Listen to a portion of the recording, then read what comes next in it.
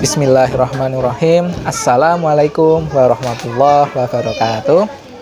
Innal hamdalillah nahmaduhu wa nasta'inuhu wa nastaghfiruh wa na'udzu billahi min syururi anfusina wa min sayyiati a'malina.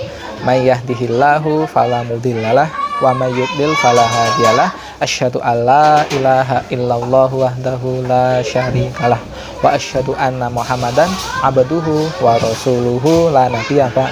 Rabbi shrah li sadri wa yassir li amri wahlul 'uqdatam min lisani yafqahu qawli wa sallallahu ala sayidina Muhammad wa ala alihi wa sahbihi wasallam. Alhamdulillah, pada kesempatan kali ini Ustadz Rizky akan berkisah. Kisah kita masih melanjutkan kisah sebelumnya. Kita sudah memasuki kisah yang ketiga, kisah dari buku ini, ya, kisah-kisah nubuat dari Nabi Shallallahu Alaihi Wasallam. Nah, kisah kali ini anak-anakku, kisah ketiga, kisah tentang Nabi Soleh Alaihi Salam. Kisah Nabi Soleh ada dalam Al-Quran dan anak-anak bisa membaca di Al-Qurannya. Nah, kisah Nabi Soleh ini ada di Jazirah Arab, di mana pada waktu itu ada sebuah kaumnya bernama kaum Tsamud. Kaum Tsamud adalah orang-orang yang kuat. Mereka hidup di gunung-gunung. Nah, dan mereka banyak melakukan dosa-dosa. Kaum Tsamud ini banyak melakukan dosa-dosa, sehingga Allah mengutus seorang nabi untuk mereka. Setiap masyarakat, setiap kaum pasti ada nabi. Jadi dimanapun manusia berada, pasti ada nabi yang Allah utus untuk kaum tersebut. Nah, kaum Tsamud punya nabi, namanya Nabi Sholih, ya. Kaum Tsamud ini meminta mukjizat kepada Allah Subhanahu wa Ta'ala. Mukjizat yang diminta kaum Tsamud adalah meminta sebuah unta yang besar. Unta yang besar yang berada di tempat mereka.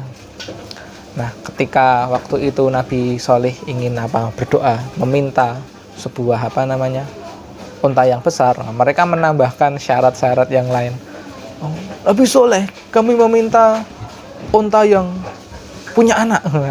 Nah, sehingga nanti singkat cerita anak-anakku, dari sebuah batu yang sangat besar, ya, tiba-tiba batu itu retak. Setelah retak, langsung muncul unta yang sangat besar. Untanya unta betina. Setelah muncul unta yang sangat besar, lalu muncul anaknya begitu. Nah, dalam beberapa kisah seperti itu. Lalu unta ini hidup di tempatnya kaum Tsamud. Ada beberapa larangan yang diberikan oleh Allah Subhanahu wa Ta'ala.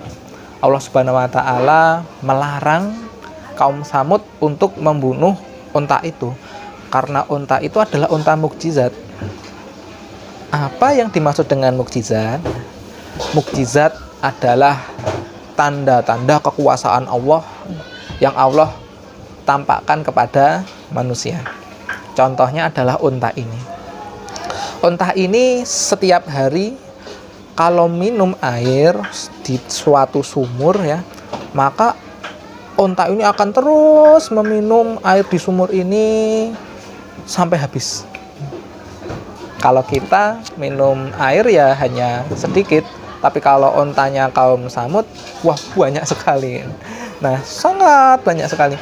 Nah, tapi ada kelebihannya. Ini mukjizat yang kedua sekarang. Mukjizat yang pertama adalah kalau minum air sangat banyak. Mukjizat yang kedua, air susu unta kalau diperas bisa cukup untuk seluruh kaum Tsamud. Bayangkan, unta yang diperas, ya, untanya satu, tapi ketika diperas air susunya cukup untuk diminum oleh seluruh kaum Tsamud. Nah, akhirnya anak-anakku, kaum Samud ini menikmati air susu tersebut.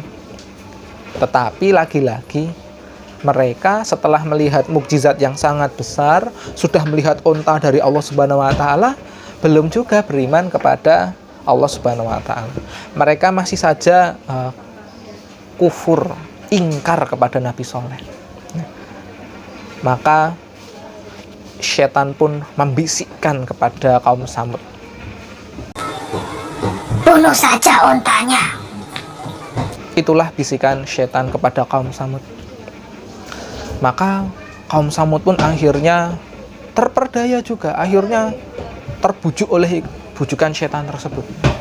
Padahal mereka sudah dilarang untuk membunuh onta Nabi Soleh. Nah, akhirnya kaum Samud ya mengadakan sayembara.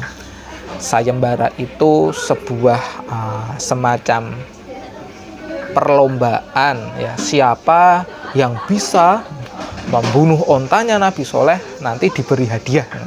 Nah, sayembara itu seperti itu.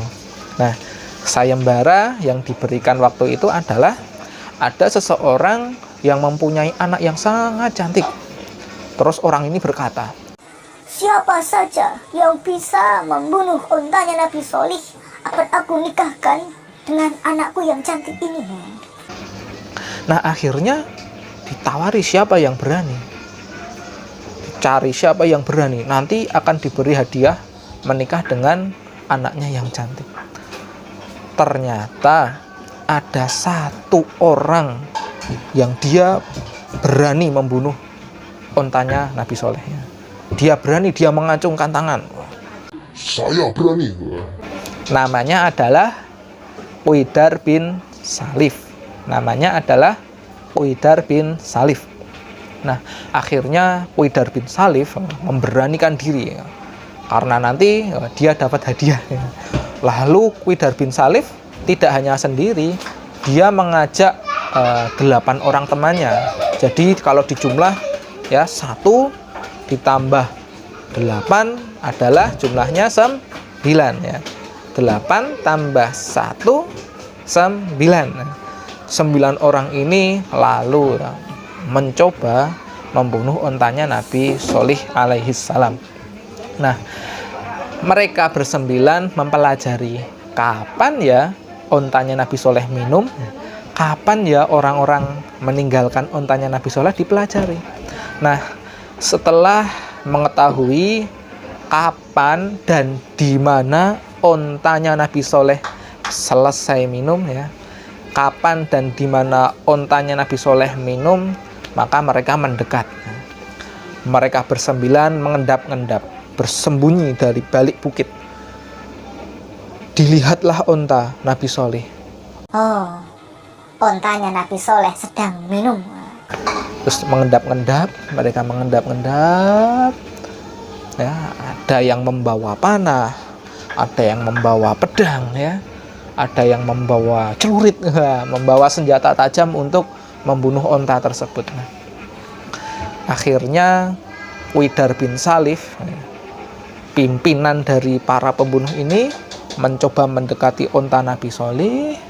Lalu dia dengan pedangnya, dia sabetkan itu ke kaki onta, sehingga jatuhlah onta Nabi Soleh. Nah, karena melihat Uidar bin Salif akhirnya menebas onta tersebut dan tidak terjadi apa-apa, maka teman-teman yang lain ikut membunuh. Kenapa kok tidak bareng-bareng? Karena mereka bersembilan ini takut kalau mau membunuh ontanya Nabi Soleh. Allah mengingatkan jangan membunuh ontanya Nabi Soleh. Karena apa? Karena kalau sampai ontanya Nabi Soleh dibunuh, maka azab dari Allah akan terjadi. Hukuman dari Allah akan ditimpakan pada mereka. Maka mereka tidak berani. Ya, yang berani adalah Uidar bin Salif, diikuti oleh kelompoknya tadi. Nah, setelah itu mereka berani untuk membunuh ontanya Nabi Soleh. Maka akhirnya matilah onta ini. Terus mereka bersenang-senang setelah membunuh ontanya ini, dagingnya mereka makan. Bahkan mereka mengajak seluruh kaum dari Nabi Soleh untuk memakan itu. Tentu kaum yang ingkar ya. Nah terus mereka makan-makan sampai semua orang di kaum tersebut dapat daging onta tersebut. Wah, ini berarti ontanya sangat besar sekali ya. Nah setelah itu berita ini sampai di telinganya Nabi Soleh. Nabi Soleh sangat sedih, tapi juga sangat marah. Ternyata kaumnya Nabi Soleh itu memang sangat-sangat ingkar, sangat-sangat jahat. Maka Allah menghukum kaum Tsamud. Ya, Allah memberikan waktu 3 hari untuk mereka bertaubat. Ternyata setelah diberikan waktu 3 hari, mereka juga tidak mau bertaubat. Nah akhirnya Allah pun mengirimkan gempa yang sangat besar, gempa yang menghancurkan seluruh rumah-rumah mereka. Allah kirimkan gempa yang sangat besar sehingga mereka semua orang-orang yang ingkar tadi mati, sehingga seluruh harta benda mereka, rumah mereka roboh semua karena Allah mengirimkan azab yang sangat besar untuk mereka. Tentu anak-anakku, ya ini tentu saja ya, Nabi Soleh dan kaumnya yang beriman tentu saja selamat. Nah, bagaimana mereka bisa selamat? Ya karena Allah yang melindungi Nabi Soleh dan kaum yang beriman. Nah, maka anak-anakku, dari kisah ini marilah kita ambil hikmah. Kita amalkan hikmahnya sehingga kita bisa mendapatkan faedah atau manfaat. Hikmah yang pertama adalah jadilah orang yang bertakwa seperti Nabi Soleh dan kaum yang beriman, sehingga kita bisa selamat dari azab Allah. Yang kedua, jangan sampai kita menjadi orang yang ingkar seperti kaum Tsamud tadi, karena kita bisa diazab oleh Allah Subhanahu wa Ta'ala dan hancur babak belur seperti mereka. Nah anak-anakku, semoga kisah ini bisa bermanfaat buat kita semua. Semoga Allah lindungi kita dari bencana-bencana yang datang kepada kita. Hari ini kita juga mendapatkan bencana seluruh dunia internasional, yaitu wabah virus corona. Kita berdoa kepada Allah Subhanahu wa Ta'ala, semoga Allah melindungi kita dari penyakit ini ya. Seperti itu anak-anakku ya, jangan lupa ketika keluar dari rumah kita berdoa terlebih dahulu, mohon pertolongan, mohon perlindungan dari Allah Subhanahu wa Ta'ala. Kita tutup kajian kisah kita pada kesempatan kali ini. Kita tutup dengan hamdalah, istighfar, dan doa kafaratul majelis. Alhamdulillahirabbil alamin, astaghfirullah wa atubu ilaih. Subhanakallahumma wa bihamdika asyhadu alla ilaha illa anta astaghfiruka wa atubu ilaih. Assalamualaikum warahmatullahi wabarakatuh.